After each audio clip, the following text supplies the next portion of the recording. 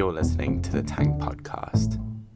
In this episode, our editor-in-chief Masoud Golsorkhi speaks with Alexander Zevin, the author of Liberalism at Large, The World According to the Economist, recently published by Verso.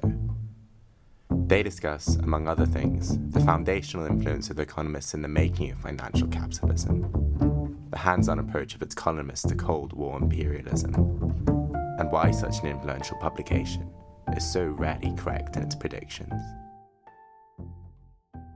So first of all, let's just start by saying how, what, why, how this came about, and also I'm really curious, how the hell did you get so much access to the people?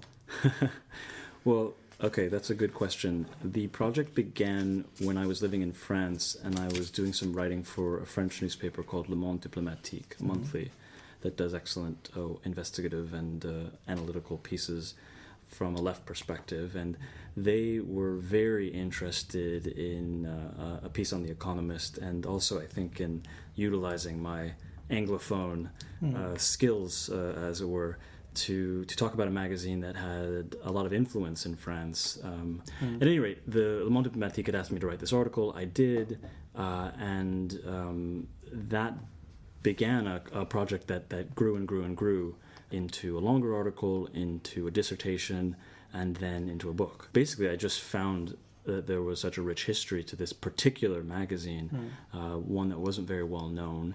I'd read the one book that had been written about the whole history of The Economist from 1843 to 1993 for its sesquicentenary, and I found that it was very flattering. The author had been commissioned by The Economist to write it. So it was a kind of a corporate insider job. Exactly. The author kind of flat out states, I'm not here to And how did they give criticize. You access? My thing was like... Oh, yeah, so how did they give me... Well, I think that, to their credit, they're a not defensive, generous group of journalists, many very talented journalists, and I think, as my book kind of illustrates, their worldview, their ideology, the one that they've done so much to construct... for so long has been unassailable. I think they never really thought that I would have anything particularly critical to say about them. Right. So in a way, their openness is to their credit, and I think it also bespeaks a worldview. A level of arrogance, maybe. A sort of complacency. Yeah. The Economist started off as being a very specific kind of liberal. So we'd love you to maybe just unpack that a little bit, the kind of liberalism they said. Yeah, so... liberalism is a word that is not very well defined, and people kind of say it is whatever they want it to be. So I wanted, with the book, to do more than just talk about The Economist. I wanted to try and ground the liberalism in a historical context and setting. And I do that at the very beginning of the book. I lay out a kind of comparative definition that moves between Spain, France, and other European states, and Britain. At the end of the Napoleonic Wars, I say that this is the moment that people begin to call themselves liberals. At the Cortes of Cadiz in 1810, in post-Napoleonic France after the Restoration, slightly different nuances and meanings in both of those contexts, but that by the time it reaches Britain, we get a unique synthesis between political liberalism about civil liberties, constitutional government, representative government in some form, and things like that, as well as economic liberalism. And there we're talking about a right to private property, internal and external free trade, low taxes, and so forth. So that's sort of where The Economist comes in Britain in the 1840s, at this moment when you have this unique synthesis of economic and political liberalism that we know as classical liberalism. One of the funnest parts of writing the book was discovering this version of liberalism that The Economist represents, this laissez-faire liberalism at its most extreme. And James Wilson, the founder of The Economist, very interesting guy, hasn't been much discussed in the history books, is kind of just the most unrepentant laissez-faire liberal you can imagine. Because, I guess the point is that the particular context in history with the Corn Law and the kind of agitation to... it was a sort of form of progressive social movement. You can say social movement because it was very widespread, right? Yeah, it is. It's an example of a middle class social movement, Right. and it begins as a late 1830s as a protest against these aristocratic corn laws, which are designed to after the Napoleonic Wars end to keep up the price of grain, and the new manufacturing class and the growing middle class come to see it as an obstacle, both to their conquest of foreign markets, because they want to export as much as they can abroad, as well as a sort of something that's keeping food prices high in Britain, and thus wages high and so forth. So, yeah, it is a kind of social movement, and in some ways it's modeled on an earlier social movement, which is the abolition movement. And so you see all kinds of, it's really fascinating, the early history of the Anti-Corn Law League, because they put on fairs and coins, mementos, all kinds of things. Yeah, it's basically there's kind of it's gift shops and and people would have maybe dishes or saucers that talked about the corn laws. And then I think the other thing that's important is at the very same moment you have the emergence of another social movement, which is the Chartist movement, right? And that Engels called the first working class. Marx and Engels called the first working class party, and it's the victory of the Anti-Corn Law League, which James Wilson was a member of, a key member of. It's important context. James Wilson, the founder of The Economist, was an absolutely key member of the Anti-Corn Law League, and the defeat of the Chartist movement. Right. So the victory of the middle classes, in a sense, it's more complicated, and the defeat of this early working class party. But it's interesting that they came almost later and kind of stole, in a way, victory, where the Chartists were being sliced into tiny pieces. Yeah, and I think that's there's reasons for that. The Anti-Corn Law League confined itself to a single issue. It wanted to abolish the corn laws. And James Wilson, the editor of The Economist, the founder, gave it a very compelling argument on how to win that struggle. The Chartists wanted much more revolutionary change. They wanted universal male suffrage. No one in the Anti-Corn Law League was talking about that. One of the reasons, though, for their victory, I think, is also that they are able to attract a layer of working class support, because they are sort of making a case, and James Wilson is the one who makes this argument so well, that the corn laws will benefit, the abolition of the corn laws will benefit everyone. It's not just about the manufacturing class, right? The aristocrats are going to benefit, and so are the working class. And this kind of everybody wins argument, is extremally potent. I love the fact that they're called The Economist, whereas they're really interested in the financial sector and the financialization of the whole economy. But do you think they were kind of like harbinger of this idea that kind of transposed the health of the financial sector to the health of the wider economy, and kind of defining one as the other? Or was that happening and they just sort of happened to be there at the same time, or did they kind of will it to exist, kind of thing? I think it's all of those, the answer. The Economist is connected to a vision of capitalism that is very early on turning to finance, foreign investment, the flotation of foreign loans.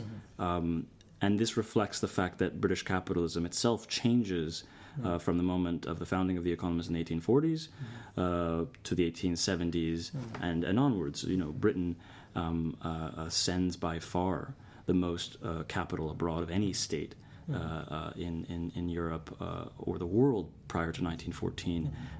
And I think that The Economist uniquely reflects that. And Walter Bagehot, the second editor, probably the most famous editor, a banker, wrote a famous book called Lombard Street about financial crises in the aftermath of a very famous one that involved the failure of a joint stock bank called Overend and Gurney and Co., and who was also the author of a book called The English Constitution that explained the workings of the British state.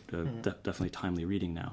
So Bagehot sees it as his job to explain to British bankers, investors, what is happening in the rest of the world. Is the credit of Argentina good? Will they pay back their loan? What about individual mining firms in Australia? What about railway operators in India? It's a magazine that tells people about the risk and return on foreign investment by telling them about the politics of the place that they're sending their money. And this really does represent an extremely important development, ideologically and materially. And I think also this idea, it's kind of the sort of birth of modern capitalism that's kind of so new and so aggressive in its kind of kind of expansionist in its kind of worldview, because it regards everybody as a potential debtor or creditor and nothing in between. And also the other thing that always sort of baffled me as a total non-specialist is that fundamentally capital always wants to accumulate, whereas financialized capital wants movement, wants stuff going around. Yeah, well, we see at present the kind of results of financialized capitalism, and Pettifor argued that one of the consequences is very low levels of productive investment. And I guess one of the questions I wanted to ask was, what do liberals make of this transition to financialized forms of capitalism that aren't necessarily productive of value, but involve the circulation of money, that involve speculation? And, in Adam Smith and even in Ricardo, there's very little discussion of that. So The Economist kind of makes that addition to our understanding of liberalism, and I think it starts earlier than maybe some people think. There's a famous passage from Keynes where he's talking about, in The Consequences of the Peace, his famous book about the Treaty of Versailles, where he talks about the pre-1914 world, the happy days of pre-1914, and about a guy in bed who's sipping tea, reading the newspaper, adventuring his wealth in all parts of the world, doesn't need a passport to travel, his money is worth the same wherever he goes because of the gold standard, and I speculate, I think rightly, that he's in bed reading The Economist as he does that. And the figure of the foreign investor is that figure. Right. The thing that fascinates me is that despite its consistent failure as a predictor of world events, the Economist's reputation has grown and grown and grown since, particularly since the Second World War. What do you attribute this to? That's a very good question. It's not always wrong. It's often wrong. Sorry. I think that the service it provides for its readers, it does do something unique, which is, especially now at a moment when newsrooms have downsized, there's very little local, there's very little international coverage really that we get. It has over 20 foreign bureaus, and so if you want to understand what's happening in the rest of the world, yes, through a rather thick ideological prism, but also with real details, facts, information, you can read The Economist and find those things out. Now, there are things The Economist wants to happen, and that's where it sometimes is led astray. From Walter Bagehot, who was exceedingly fond of Louis Napoleon and all of his sort of crazy adventures, and one of which is the invasion of Mexico, to the present, where it's often wanted a solution like didn't want Trump to be elected, certainly didn't want Brexit to take place. It's having a particularly tough time predicting what can happen. Tell me about some of the things. Where do you think it's been consistent and has got things right? Well, I think that you can open up an issue today and you can learn about migration patterns in sub-Saharan Africa, or you can find out they cover a lot of ground. The leaders in the front of the paper that tell you that there are 3 reasons that tort reform are needed in the U.S., or intellectual property has to be more closely guarded, or the Trans-Pacific Partnership needs to be passed, or some new-fangled trade agreement needs to be pushed forward in order for real progress to be made. Obviously, those can be both wrong in my opinion, and also as of late have just simply not been able to read the mood of the times. This is a wonderful thing what the economists have noticed, is that when you talk to an Indian member of the Indian elite, or a government person or a business person, they all agree that the Economist's coverage of India is complete garbage, but that they do read it for its coverage of Africa or China. And if you go to Africa or China, the African or the Chinese, their coverage of Africa and China is completely garbage and not worth, even discussing. Yeah. But I read it to find out what's happening in India. Yeah. And then Indians and Chinese and Africans occasionally meet, and presumably, like me, compare notes. Right. But somehow everybody continues to subscribe to the Economist. That's fascinating. I feel like I've almost praised them too much.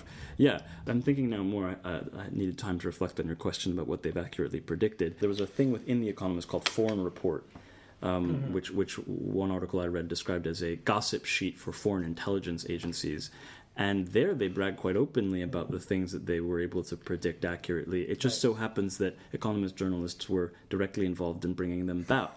I think, of course, of the 1973 coup against Salvador Allende, the elected leader of Chile. Yeah. And there, in one of the best stories or set pieces in the book, we have Robert Moss dancing down the corridors of The Economist, chanting, "My enemy is dead." And he, visited Chile many times. And if you read the reports that he sent back, not just a foreign report, but to The Economist, you see that he is preparing opinion in the West for the toppling of Allende. And sure enough, but thanks to his and many other efforts on the part of the U.S. government, the CIA, it comes to pass. And there's other instances of that, of the Greek junta, and if you look at the Cold War, a very interesting period in The Economist's history, you see these very active roles taken by Moss and certain other journalists at The Economist to sort of prepare opinion in the West for a kind of a certain outcome, whether that's in the former colonies or in a place like Portugal. Coronation Revolution, they don't always get what they want, but the kind of ideological sort of stirring the pot. Yeah, and I'm thinking also of Britain in the 1970s. This it's also quite clear that this question in the 1970s of preparing the ground for Thatcher by suggesting that the country had become ungovernable, that local councils were hotbeds of communism, and that defending apartheid in South Africa, there should be no embargo, and sort of stigmatizing. There's a particular episode where postal workers want to go out on strike to protest apartheid, and The Economist opposes it on the grounds that this disorder is going to spread to Britain. So I'm being a bit what's the word, diffuse, but in my response, because there's plenty of examples of this. But maybe just the short answer to the question is that sometimes The Economist is on the money, but historically that is often because its journalists are directly involved in the story that they're supposed to be reporting. Reminds me of Boris Johnson's journalism. Well, in inverted commas, journalism from his time in Brussels, where he kind of described it as throwing bricks, waiting for the sand of the glass, and then his kind of subsequent arrival at the kind of the Brexiters' helm when it happened. I mean, there was no means that he was planning for Brexit, but it was certainly he'd figured out that there was a way of improving his life options as a man who's interested in becoming world king, and it just seems like quite a British way of going about it. But maybe in America you join an important law firm or start big tech, but here this is a I think that one of the things that the book tries to show also is the social milieu of The Economist and the kind of pipeline from Oxford and Cambridge into the paper, and then the kinds of careers that people have afterwards. Working for the Treasury or the Bank of England or in the city, and just to show that this is a rather narrow elite that has managed to create this powerful narrative about events. And look at 2008. It didn't predict it correctly, as you point out, but what it did do brilliantly was to, along with many other organs, to convince people that austerity was necessary, belt tightening was necessary to correct for what was in reality a massive bailout for bankers. When did the liberals became the neoliberals? When did the neo bit happen? There was a specific episode which I think you've done very eloquently today. Oh, thank you. I would love you to talk about it. Extreme centre, I'm talking about that episode. Yeah. So that's a term. The extreme centre is a great term coined by an economist editor named Jeffrey Crowther, who was editor from basically from Munich through the early 1950s, and he actually represented a kind of Keynesian consensus at The Economist, of a kind. And I think that's one of the points of my book, is that the kind of Keynesianism, kind of post-war consensus that emerges in Britain, in part as a result of The Economist and the people who write for it, is very narrow. It's not nearly as kind of strong or as broad as it could be. And what was their position on the New Deal? And well, actually, so The Economist comes around to the New Deal. They're quite positive about it. They want to see the kinds of state intervention in some ways that Roosevelt is bringing about. But on the other hand, within Britain, they want to see a restoration of the gold standard into the 1930s. They want sound money, sound finance. They've come around to the idea of public spending on public works, that there can be some road building and we can put people back to work that way. But they're very uncomfortable with Keynes's ideas about deficit finance, about the kind of really radical aspects of the general theory they're quite scared of, even though many of the people working there are Keynes's students. Right. So that's a kind of interesting, nuanced part of the story. And what the result is that in the 1950s, The Economist, really in the early 1940s, turns against labor, even though it has quite moderate, because it feels that even this form of sort of social democracy is too much. So but you asked me a question about neoliberalism. Now, I argue actually that the turn to neoliberalism is quite late at The Economist. They're not the ones who are advocating for neoliberalism very early on. And I think that is because they buy in to an idea of the Cold War and of the mission of the West in fighting it, that leads them to accept at least one aspect of the post-war consensus, which is that there must be near full employment. And so I kind of argue that, and there's a figure at the paper, a very important economic figure in the economic side of things, named Norman McRae, and he kind of doesn't quite like this monetarism that Milton Friedman is advocating, because he thinks that it's going to lead to massive the unemployment. In other ways, he's ahead of the curve, because he's arguing that the Attlee nationalizations are wrong; they need to be reversed. Now, obviously, British steel should never have been nationalized, and so should utilities be privatized. But that the market can be used to figure out all kinds of systems like the administration of justice, policing, sanitation. So it's not the story is not entirely obvious one. In the 80s, The Economist becomes a real mouthpiece of neoliberalism, really pushes Thatcherism very hard. But there's this bump in the road in the 1970s where it's a little bit later than other publications to accept this. And my explanation for that is that they're Cold War liberals. There needs to be a happy and contented working class, in part as an example in the ideological struggle with communism, and also because they're worried about that. And then once Thatcher clobbers the miners, and she does what many economist journalists think is impossible, which is to really radically alter the balance of forces within Britain politically, then they're all aboard the Thatcher Express, and to this day are quite, in my view, quite hardline neoliberals, but they're not ahead of the curve on that. Do you know what I mean? That's kind of what I argue, and there's a reason for that to do with the Cold War. But they do kind of embody it now, especially after the crisis.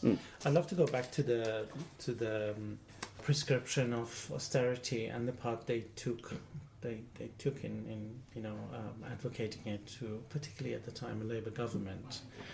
Other than the fact that just influential because their people come from Oxbridge and end up in Goldman Sachs, do you think that their impact in terms of like opinion shaping affects administrators disproportionately, and that's why they, governments all over the world took the decisions they made in the aftermath of the crash of 2008?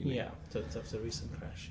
Well, I wouldn't go so far as to say that they kind of dictated the course of events after the crash, but this period around the crash, certainly The Economist plays a role in kind of firming up decision makers about the kind of hardline response that is necessary. Of course, we have to always remember that what they advocate runs directly against this kind of ideological purism, right? There is no laissez-faire in a foxhole, right? Exactly. What do? Well, we massively intervene in financial markets, quantitative easing, save the banks, it was a mistake to let Lehman's go under, and then nothing from Main Street, nothing. At the time. There is no they sense don't that want to bail out being for defended as an ideological position anymore, rather than laissez-faire principles, is that everything should fail, and if it failed, if it succeeded, great. If it didn't, that's the problem. Yeah. But when it comes to the banks, it's one rule for them, and a different rule, like that famous Wall Street, Main Street. Yeah. I mean, I think they would say, look, this is pragmatism, right? We're pragmatic. Okay. All right. One of the articles was called "Saving the System" at the time. We need to be practical about this. There's no point finger pointing, right? We've just got to do this. But of course, it reveals it's about a worldview that does place finance at the very heart of the world economy. It doesn't view it critically. It certainly doesn't think that it might be better to scale back, reduce, break up the banks, or restrict what it is that they can do. One famous American president once said, "Wall Street belonged to the boot, not in the driving seat." I feel like that's the entirety of the Economist's life has been to overturn that kind of New Deal perspective in Western democracies anyway, almost at any price. Yeah, and I think the consistent line through there is that the City of London does play a structuring role in the worldview of the Economist, and I try to show that it's not just since 2008 or in the 3 decades since the neoliberal turn. The Economist looks out at the world from the point of view of the City of London, and it sees it as central to the functioning of the world economy, and from the perspective of its readers, or it is.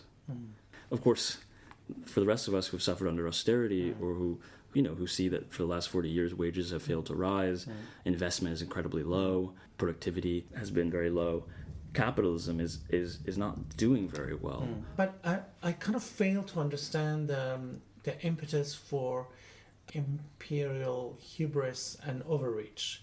It also doesn't seem to make much business sense. Do you know what I mean? In the way they kind of seem to be in favor of any foreign war as long as the people being bombed are not white or European. Where do you think that comes from? Like, why are they so gung-ho, these kids with funny haircuts and Oxbridge educations? Why do they love war so much? I like your way of asking that question.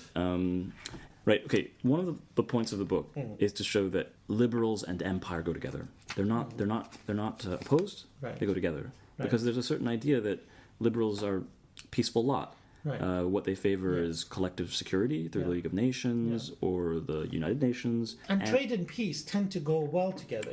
Well, right. Okay. And one of, I think, the unique contributions of the book, if I can say that, is that what we see is that the early liberals are making those arguments: peace, free trade, and goodwill. Right. That's what Richard Cobden, one of the most important members of the Anti-Corn Law League, is talking about, right? And some liberals have continued to make that case ever since. But the Economist represents a distinct strand of liberalism. I call it the dominant strand. And from the Crimean War in 1854 onwards, right, James Wilson stops making the argument that free trade and peace go together. In fact, for there to be free trade, James Wilson realizes, we're going to need to blow some people up, because what if the Chinese don't want to trade with us, right? And for Richard Cobden, he has a huge falling out with Wilson. He thinks it's disgusting to try and make this argument. It goes against everything that he considers liberals to represent. But for Wilson, that's precisely what's needed. So the Opium War is justified. Of course, the Indian Mutiny needs to be, the rebellion, we should call it, needs to be put down. The bombing of Kagoshima in Japan, that Bagehot endorses. And then, ever since, I kind of trace the continuity of outlook from the 1850s all the way to the wars of America during the Cold War, which have been just absolutely extensive in Latin and Central America, in East Asia, of course, all the way to the end of the Cold War with the First and Second Gulf Wars, with the Balkan Wars, and so on. And The Economist has pretty much endorsed all of them. So I guess what I would argue is that the kind of relationship between the expansion of capitalism, of markets, of investment opportunities, and of the wars necessary, the police actions, euphemistically, we might call them, or that they might call them, are necessary, that there's a link between them. So I guess that maybe sounds a bit like a vulgar Marxist explanation of the relationship between capitalism and imperialism, but That's the record of The Economist. And I think if we look at the record, we can see that this is what liberals have stood for. The record speaks for itself. Yes. Fantastic. One final question. Atlanticism, the kind of looking up at Big Brother and The Economist and its growth, and it's like now they sell more in America than anywhere else.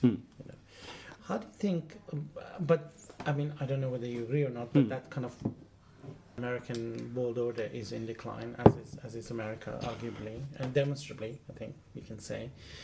Where does the economists place in even their own kind of in their own mind? How does it survive a post-American world or a kind of a multipolar, or is that something that they're just dead against? So they're just going to go down with the American ship, or do they kind of envisage, living in a multipolar, Russian, Chinese, Indian, Brazilian, whatever, whoever else is going to be? That's a great question.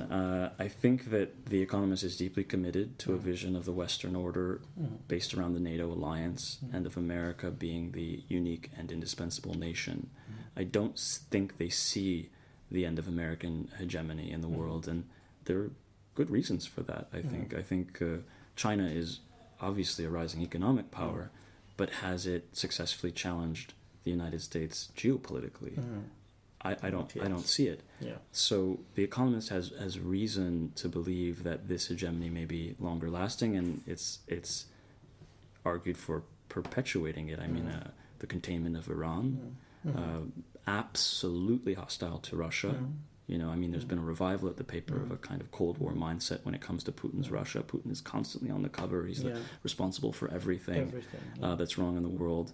And we see the consequences of that in the U.S. an absence of reflection on what led to Trump's election. It's just Russian bots on Facebook. This is not credible in my view. So are they committed to going down with the ship? I guess one answer to your question is yes. But then there's I think for them and it's a question: is the ship going down or not?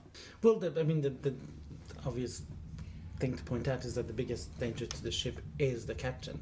So the person who wants to close down NATO is the American president. Yeah. And that's, Well, this is the really horrifying thing. I think for liberals in general, it's that the undermining of this glorious Western project, which you and I have a dimmer view of, is being brought about by the person who should be spewing platitudes about NATO, meetings in Brussels, and is instead kind of taking swipes at Merkel to pony up a bit more money, and it's embarrassing.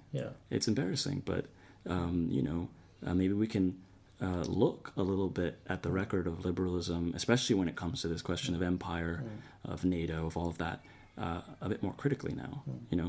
Maybe it wasn't all fine before Trump. I guess. But put that in your pipe and smoke it. The Economist. Fantastic. Thank you so much. Yeah, thank you. It's been such a pleasure to meet you. Thank you. To hear more podcasts from Tank, you can subscribe on all major podcast platforms or follow us on SoundCloud. The theme music for this podcast is taken from Waiting Games by Kate Simcoe and the London Electronic Orchestra.